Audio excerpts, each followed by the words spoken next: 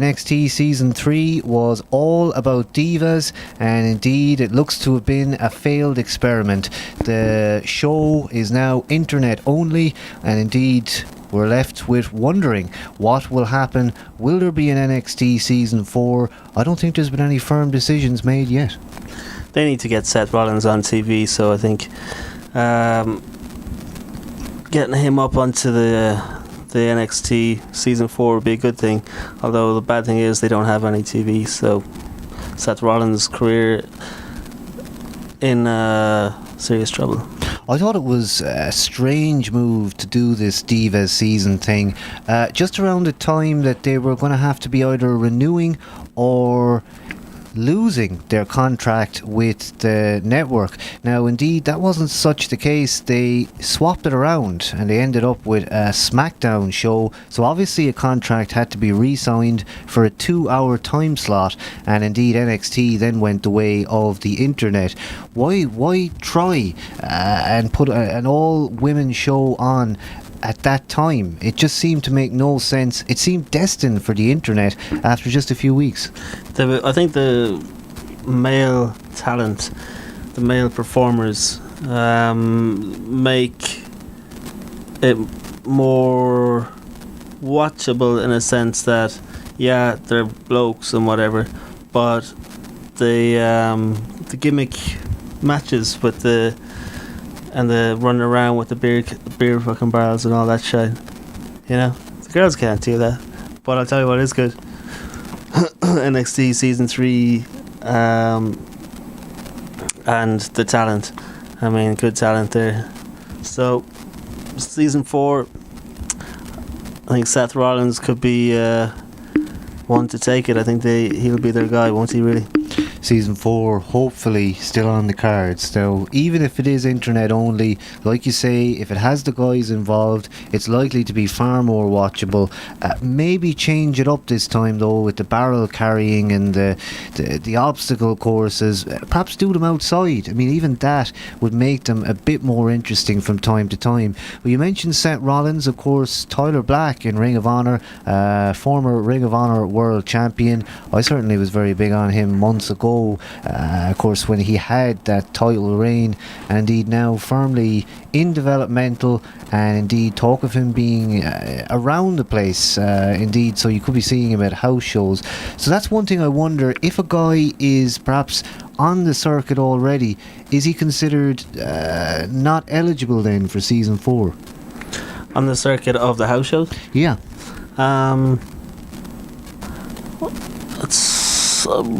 It's kind of a 50-50. I think the Usos kind of came in like that, and they bypassed all that NXT malark. So, but then again, look where they ended up.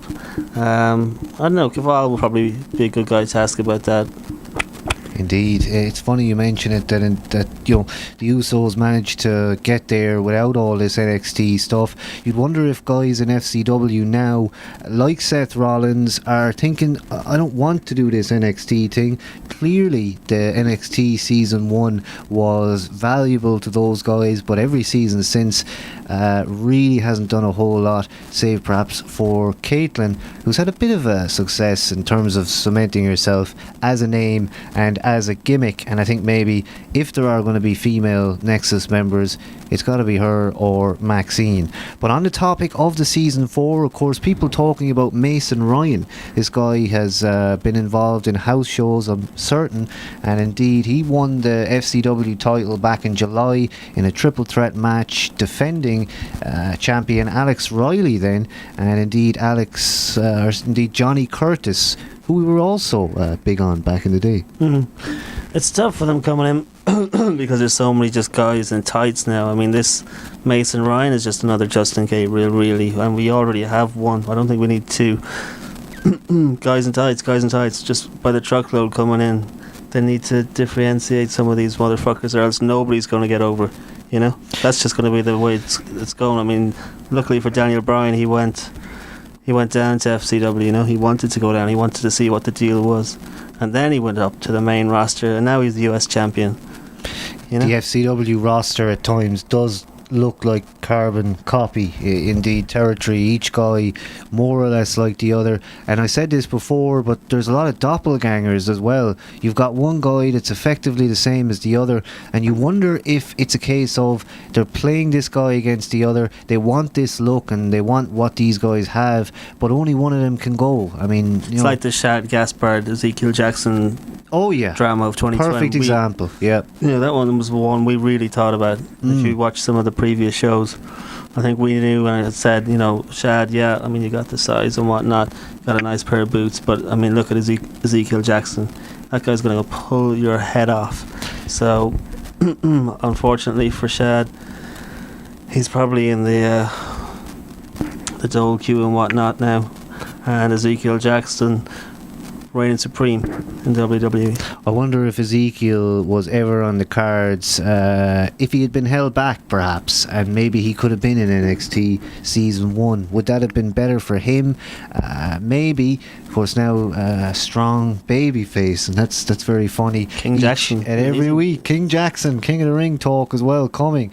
But yeah, Mason Ryan, I think that guy could easily be slotted in. But like I say, perhaps maybe on the house shows now, and maybe they have other ideas for him. Maybe SmackDown is calling. Now, here's a shocker. On the roster, Abraham Washington appears to be shirtless. Is he now a wrestler? It's possible. Abraham Washington appears to be shirtless. Fucking hell, yeah, maybe he is. Could they're be. all gimmicked up. That dude with Alberto Del Rio's some sort of indie wrestler as well, apparently. Do you think they could do that as getting a known almost name into NXT, one that we can identify with, and also I think he's going to draw massive heel heat because people didn't really, they threw heat at that segment that he used to do. Not that they would hate him exactly, but he was a heat seeker. He was a heat seeker. The days of bringing in the Hollywood actors and then they become world champs. Do we need something like that again? I don't think so. Maybe not that much, but maybe bring in some peeps that are some bit known. Like a Roderick Strong. He's kind of known, isn't he? He would be a good pick. We've always been favourable to Roddy in WrestleDope history. We always like to put that guy over. I think he's been doing well in Ring of Honor, actually. So good to see that he's been staying in the top of the card somewhat. But yeah, I mean, a surprise signing of him would be excellent. I suppose maybe they have Tyler Black now and they're looking to maybe use him for the moment as the next Ring of Honor guy. Bo Rotundo, of course, son of IRS, he's been knocking around in FCW for quite a while now, with that long hair and indeed a gimmick that maybe they could do it on TV next time. Is he related to Husky? He is. I think they are brothers. And how does this Bo Rotundo look? Basically almost kind of like kind of an Indian kind of a look. I mean, he's got kind of a tannish type skin, not a gimmick, but also the long hair, and maybe his photo is a bit out of date now. I mean, I know he could be a little bit different. I'll have to check that out. Who else could possibly be in season 4? Now, last time we talked NXT predictions was season 3, and indeed we talked about how it was going to be a certain amount of guys and maybe a diva. Now, we talked about Naomi Knight and AJ Lee, who made it. Another guy we mentioned though was Donnie Marlowe. Now, son of Haku, this is the guy that was with Tamina when she was in FCW. They were a great combination, and this guy with a fierce look, very athletic, excellent build as well. From what I've seen of his matches, also very good. Yeah, I remember seeing this guy on FCW a couple of times. Son of Haku. I think the first and most important thing for this guy is to get rid of that name. Donnie Marlowe, I don't think is really going to cut the mustard, no matter where he ends up, be it SmackDown, Raw or NXT.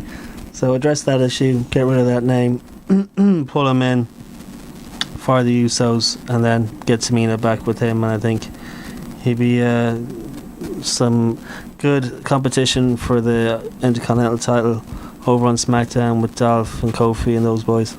Absolutely, he would be a great addition, and maybe in his case I might say don't put him on NXT. Now, I know they're going to have a renewed creative feeling for this new season. They're not going to want this to tank, and I think if properly booked with great guys, you can get some interest, and I can see 100,000 live viewers, 1 million live viewers. I mean, how many do you think they get now? I wonder, can we even watch it here in this part of the world live on WWE.com? There's probably some territory restriction, is there? I would say so. I think there was with something I tried there before. So between that now on Hulu.com. Exactly. I know there are roundabout ways of getting around it, but it's just not worth it. It's not worth it, yeah. But would it be worth it for Conor O'Brien? Conor O'Brien or Conor O'Brien, I'm not certain, is another guy in FCW right now, signed to WWE under a developmental deal, and indeed that name, Conor O'Brien, I thought he was Irish at first, maybe the next Sheamus, but this guy's been in Puerto Rico, South Korea and a few others. He's been around the place, and he previously appeared on ECW, so not too far elite. I mean, the same. Is he... He's American, right? He is. Yes, indeed. He was not Irish. I was saddened to learn. I saw some article on the paper about some Irish dude who's like big in Germany. That's what made me think of it. I think you told me that, and I thought it could be him. Or it's Japan, sorry. There was another Irish guy signed, though, wasn't there? I recall something about that. I think you might have said something about that, yeah. But this other dude, anyway, he's a big fish in Japan, and that's, I suppose, his story. So that's another guy just on look that I would think could be an interesting addition. I suppose these guys we've mentioned so far, if you put them all together, their pictures one by one, they do look like a different and legitimate, each guy stands out from the next roster. And I think, some of them at least could be in it. We did well last time, we got 2. That's not too bad. 2 girls, we didn't know it was divas.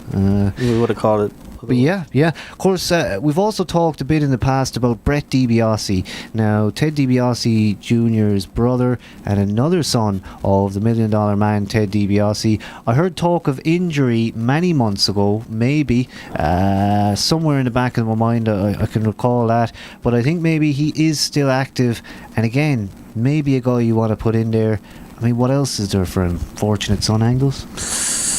He could come in with Ted when Ted gets a little bit stale.